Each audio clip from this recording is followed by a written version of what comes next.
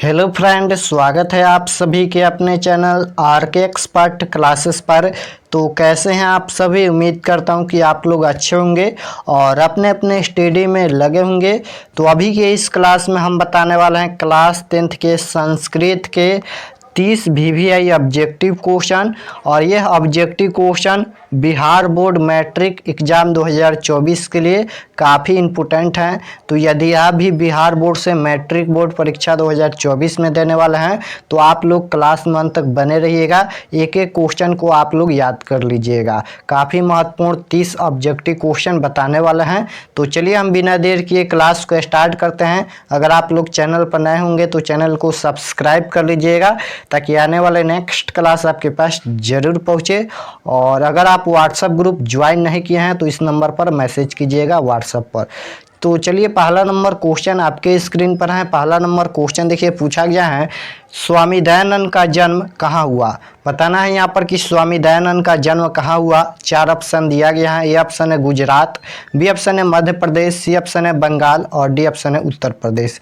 तो बताना है यहाँ पर कि स्वामी दयानंद का जन्म कहाँ हुआ। तो याद रखिएगा गुजरात में हुआ। ऑप्शन नंबर ए बिल्कुल राइट आंसर हो जाएगा।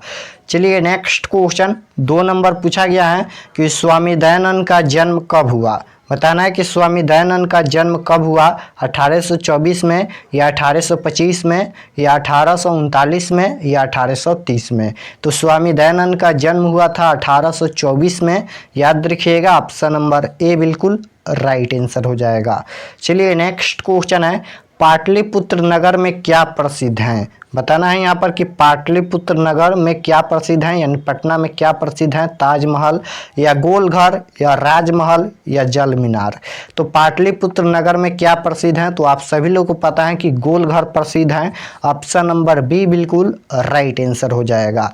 नेक्स्ट क्वेश्चन पूछा गया है पाटलिपुत्र का नामांतरण क्या है। बताना है यहाँ पर कि पाटलिपुत्र का नामांतरण क्या है। कुसुमपुर है या राघोपुर या माधोपुर या इनमें से कोई नहीं।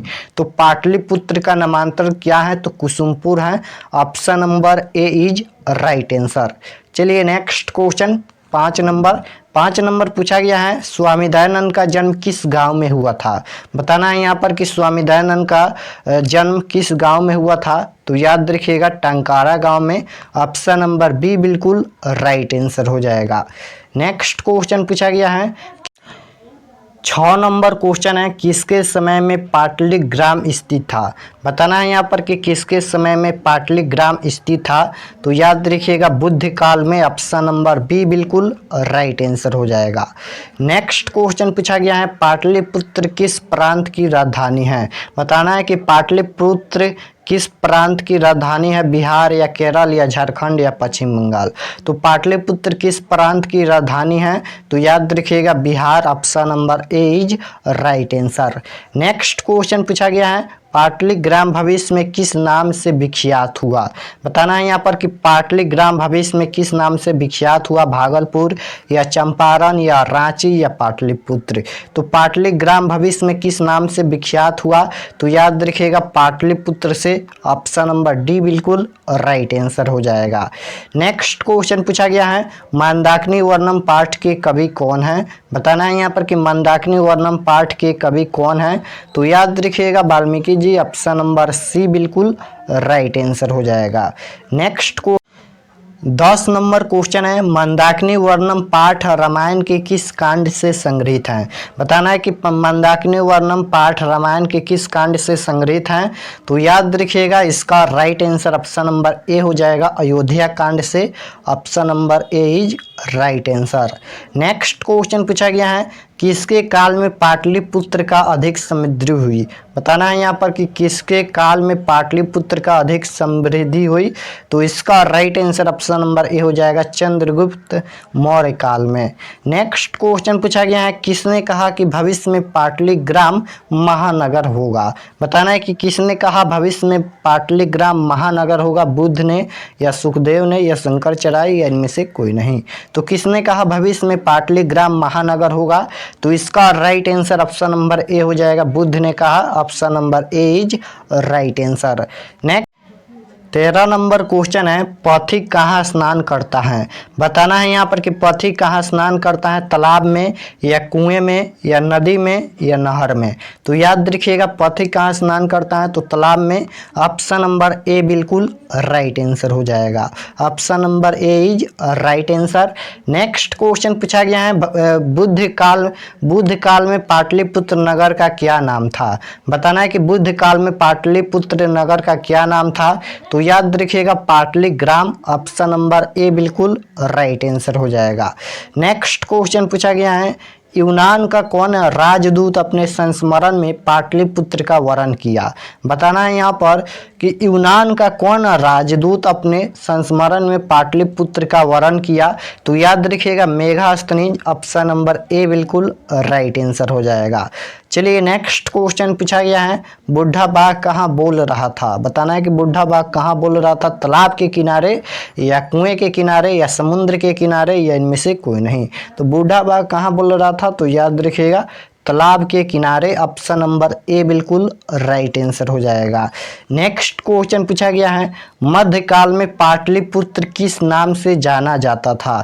बताना है कि मध्यकाल में पाटलिपुत्र किस नाम से जाना जाता था, कुसुमपुर या कुसुमपुर या चंपारण या पटना।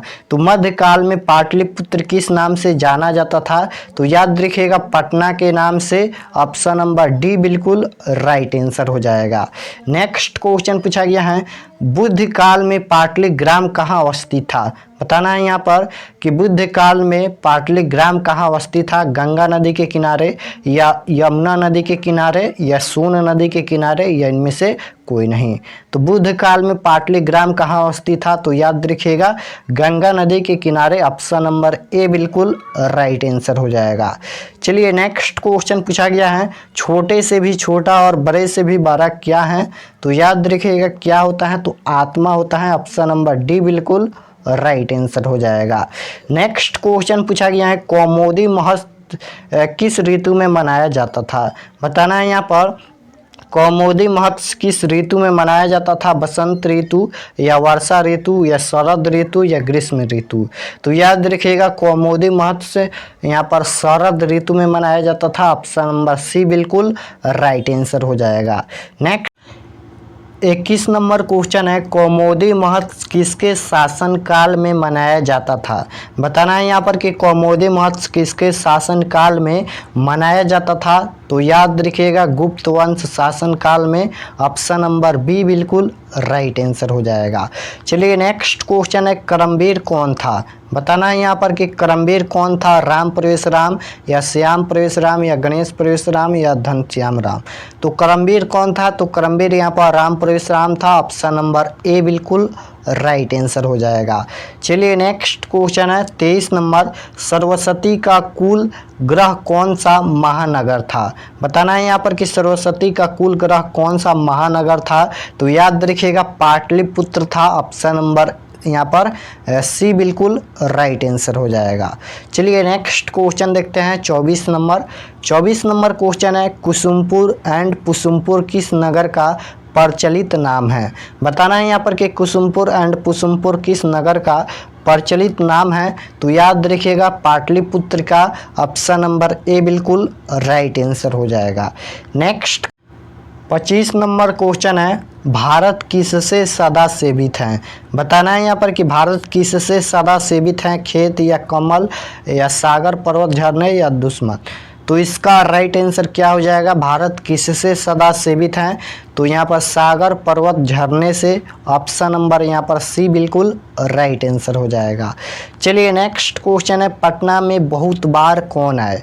पटना में बहुत बार कौन आए तो आप जानते हैं भगवान बुद्ध। ऑप्शन नंबर डी बिल्कुल राइट आंसर हो जाएगा। नेक्स्ट क्वेश्चन पूछा गया है, पटना का इतिहास कितना पुराना है। बताना है यहाँ पर कि पटना का इतिहास कितना पुराना है। तो पटना का इतिहास 2500 वर्ष पुराना है। ऑप्शन नंबर ए बिल्कुल राइट आंसर हो जाएगा। नेक्स्ट क्वेश्चन पूछा गया है, पटना नगर की पालिका देवी कौन है। तो याद रखिएगा ऑप्शन नंबर सी में दिया है Patan Devi. Option number C बिल्कुल राइट आंसर हो जाएगा।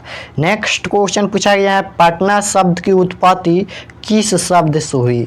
पटना शब्द की उत्पत्ति किस शब्द से हुई? तो पतन शब्द से। ऑप्शन नंबर बी बिल्कुल राइट आंसर हो जाएगा। चलिए आज का यह लास्ट क्वेश्चन 30 नंबर पूछा गया है, विपुल क्या है? विपुल क्या है? तो विपुल एक संस्कृत साहित्य है, याद रखिएगा। ऑप्शन नंबर ए बिल्कुल राइट आंसर हो जाएगा।